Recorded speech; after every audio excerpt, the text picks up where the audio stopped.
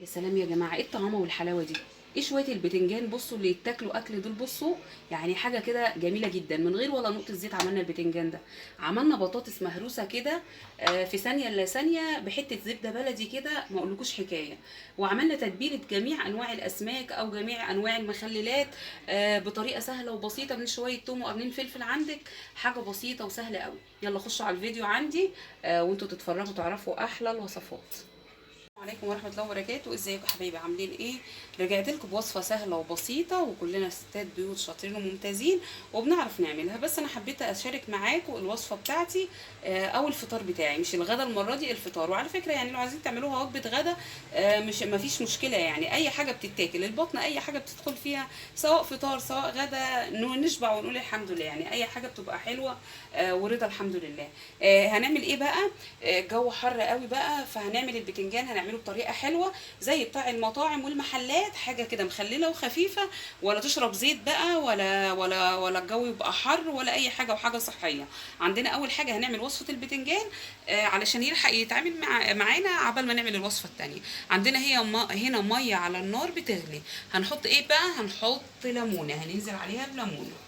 طريقة حلوة قوي قوي وجميلة، وبصوا سهلة سهلة يعني في ثانية إلا ثانية زي ما بيقولوا. حطينا كده الليمونة وهننزل بشوية ملح،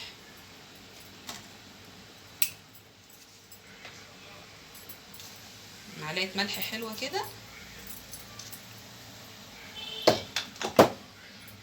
وانا هنا البتنجان جايباه حلو كده اهو، صغنطوط كده، انت عايزه الحجم اللي تجيبيه بس بلاش الكبير.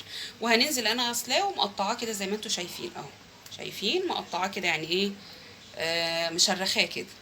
هننزل ده نص كيلو، وحطينا الميه زي ما انتم شايفين. هننزل بالبتنجان كله، مش هياخد حوالي يعني 6 7 دقايق على النار.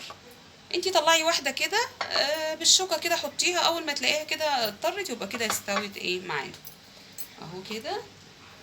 وعشان ياخد اللمعه بقى كانك قلياه، هتنزلي بايه؟ تنزلي بشويه زيت كده صغنطاطين، مش كتير طبعا يعني. بصي اهو، حوالي معلقتين زيت كده. ليه بقى؟ هيديلي ايه؟ هيديله لمعه. طريقه حلوه قوي وجربيها كده. بقى عبل ما يتسلق هنعمل ايه بقى؟ هنعمل الدقه بتاعته، او هنعمل التتبيله بتاعته. تتبيله حلوه قوي وسهله، اقول لكم مكوناتها. انا التتبيله دي بعتمدها في كل ايه، في كل حاجه. عندي هنا شويه توم حلوين. التوم، تخيلوا التوم دلوقتي كيلو ب 140 جنيه. هو السنه دي بصراحه يعني ما قعدش كتير. انا حسيتها اول ما طلع خلص على طول الموسم بتاعه. فانا جبت شويه هنا عشان ما بيفضاش معايا. طول ما انت قاعده فاضيه هاتي شويه كده، وعشان يتقشر معاكي بسهوله زي كده شويه ميه في طبق وحطي التوم فيهم، هتلاقي القشره دبلت، ولا تطير منك ولا حاجه ولا تبهدلك الدنيا، وهيتقشر بسهوله. هعمل ايه بقى؟ هجيب الكبه اللي عندي، ده توم كتير يعني، هقول لكم ده حوالي كيلو توم. هفرمه، هاخد منه شويه اشيلهم كده، والشويه التانيين هعمل بهم التتبيله. هفرمه وارجع لكم تاني. بصوا يا حبايبي اهو، انا كده فرمت التوم اللي عندي، شايفين شكله؟ بصوا افرموه عندكم علشان ايه؟ بيختصر الوقت يعني. انت حطيه في برطمان في الفريزر. انا مخزنه يعني كتير، بس انا بعمله كده قبل ما ايه، قبل ما الموسم الجديد يبدا، وعشان ما يفضاش مني. طول ما انت قاعده كده هاتي شويه من التوم وايه وافرميه. هاخد كده شويه حلوين منه. مش هحط عليه الفلفل اللي عندي كله. انا عندي فلفل بقى ايه، فلفل رومي وفلفل الوان وفلفل سبايسي، هنزل بيه بالايه، بالثوم كده. خدت شويه حلوين، والباقي ده هقطع عليه ايه بقى؟ هقطع الفلفل اللي عندي عشان نعمل التتبيله بتاعه البتنجان اهو كده زي ما قلت لكم. هقطع بقى الفلفل اللي عندي عشان اعمل احلى تتبيله. التتبيله دي بصوا بقى يا جماعه، التتبيله دي حطوها في برطمان عندكم في الفريزر. تنفع للسمك، تنفع لو انت بتطبخي اي طبخه، بتجيبي معلقه كده محتاجه لتوم تحطيها الدقه دي بدل ما تقعدي تقشري توم وتدقيه. تنفع للمسقعه حلوه قوي. تنفع للبتنجان زي ما انا ما بعمله، حاجه كده موفره. الفلفل دلوقتي رخص شويه، هاتيه كده. او الفلفل ده على فكره، كل الفلفل ده انا كنت جايباه من كام يوم كده، من 4 5 ايام. حسيت انه في التلاجة ايه، طبعا انتوا عارفين الجو حر، فالحاجه بتدبل شويه في التلاجة مش زي الشتاء. حسيت ان هو بصوا يعني ايه، دبل مني شويه. فقلت ليه انا اسيبه بقى، انا كده كده ايه، طالما قشرت التوم اعمل الايه، الدقه. انا عندي في الفريزر، بس بصراحه ايه، قلت اعمل كده برده واكمل اعمل منه البتنجان واحطه برده في البرطمان، احطه عليه البرطمان بتاع التوم والبرطمان بتاع الدقه. احط ده التوم على التوم والدقه على الدقه. بصوا هقطع بقى كل الكميه دي وانزل، وهنزل ايه بقى بالتوابل اللي عندي.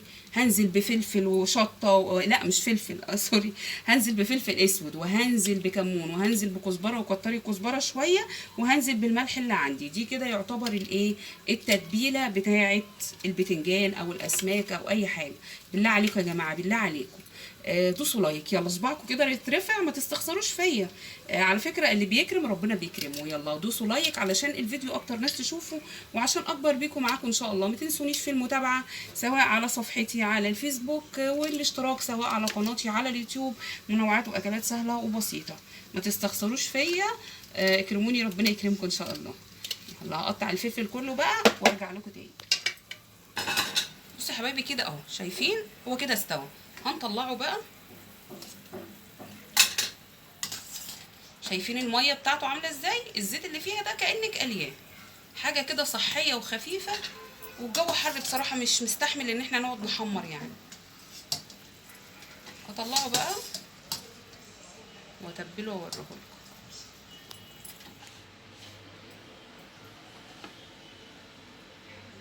بصوا يا حبايبي كده اهو البتنجان عندنا. شايفين الدقه جميله يعني، بصوا ريحه وطعم ما شاء الله يعني.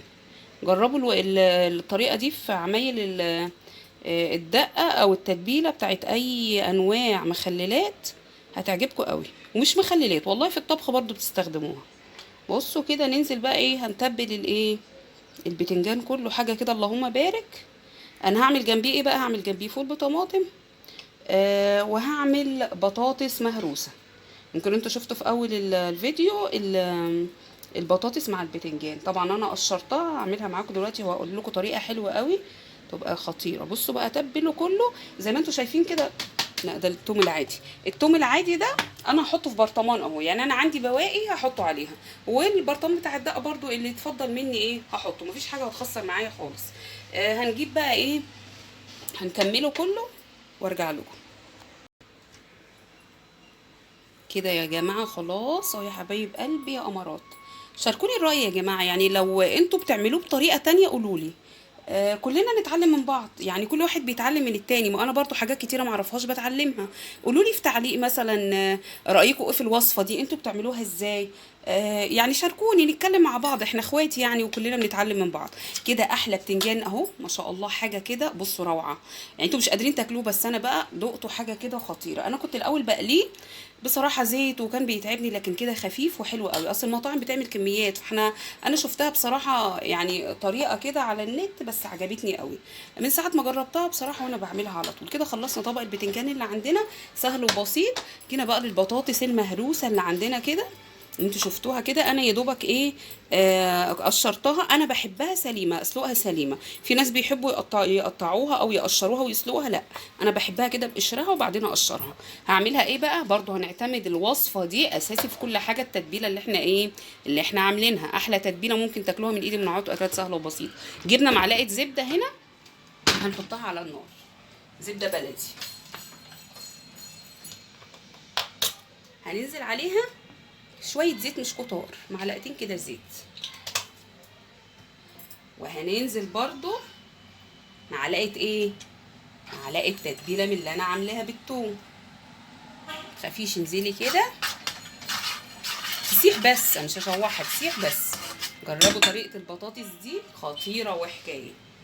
بصوا ما اقولكوش يعني حاجه كده اللهم بارك. وصفه سهله وبسيطه، ونوفر وندبر في الغلا اللي احنا فيه ده يا جماعه. معلش ايوه البطاطس غاليه شويه، الكيلو ب25 مش راضيه ترخص، بس معلش ما احنا برضو يعني ايه، يعني الحاجه غاليه مش هناكل، ما احنا لازم ناكل، فهتجيبيها وحاجه موفره. هنزل يا حبايبي كده اهو بالبطاطس اللي عندي. بصوا عايزين تحطوا شويه كزبره كده خضرا حطوا، انا مش هحط عشان ما عنديش، نسيت اجيبها بصراحه. فايه كده كده التتبيله حلوه يعني، كفايه بس التتبيله اللي انا حطاها دي طعم حكايه. ما تنسوش في البتنجان يا جماعه تحطوا شويه خل وليمونه كده ها على التتبيله مع التوابل، خلي البتنجان في حته تانية خالص يعني. كده نزلنا بالبطاطس اللي عندنا. مقولكوش بقى على ريحه السمنه البلدي لو ما عندكوش سمنه بلدي عادي خالص، شويه زيت، شويه سمنه عاديه يعني، متوقفوش على حاجه. بس انا يعني متوفره عندي، فطالما متوفره اخلي الحاجه حلوه يعني. ماشي، نقلبها كده بقى ونديها شويه كزبره وشويه شطه، احنا بنحب الحاجه سبايسي، وشويه ملح، وارجع لكم هنفضل نقلب فيها كده حاجه حكايه. والريحه بقى يا سلام على التوم، يا سلام يا سلام يا سلام يا سلام. كده يا حبايب قلبي خلصنا ما شاء الله البتنجان بقى. بصوا وصفه جميله جدا، جربوها وهتدعوني.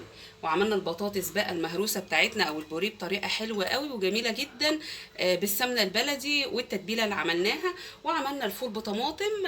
ادخلوا عندي على صفحتي هتعرفوا طريقه الفول حلوه يعني. كلنا طبعا ستات بيوت شاطرين وممتازين، بس انا ايه ده عملنا الفطار بتاعنا سهل وبسيط، سواء فطار سواء غدا، وصفه سهله وبسيطه ما فيهاش زيوت ولا حاجه يعني. كده كده فطار ما تتعبكيش، في عشاء ما تتعبكيش، وفي غدا تبقى حلوه قوي. وعملنا التتبيله طبعا الجميله اللي عندنا، اللي ما نستغناش عنها في التلاجة او في الفريزر، تعملي بيها كل حاجه. وفرزنا برده الثوم اللي عندنا، اي ثوم زياده فرزنيه زي ما انا بقول لك كده، اضربيه في الكبه وحطيه في الفريزر، بيقعد بالكام شهر ما بيجرالوش اي حاجه. يا رب الوصفه تكون سهله وبسيطه وخفيفه واستفدت ولو معلومه. وزي ما بقول لكم شاركوني الراي كده، قولوا لي اي وصفه او اي طريقه انتوا بتعملوا بيها البتنجان او البطاطس او بتعملوا التتبيله. قولوا لي مثلا حركه او تركايه انا مش ببقى عارفاها، ممكن تعرفوها لي. نشارك بعض يا جماعه وصفاتنا. والسلام عليكم ورحمه الله وبركاته.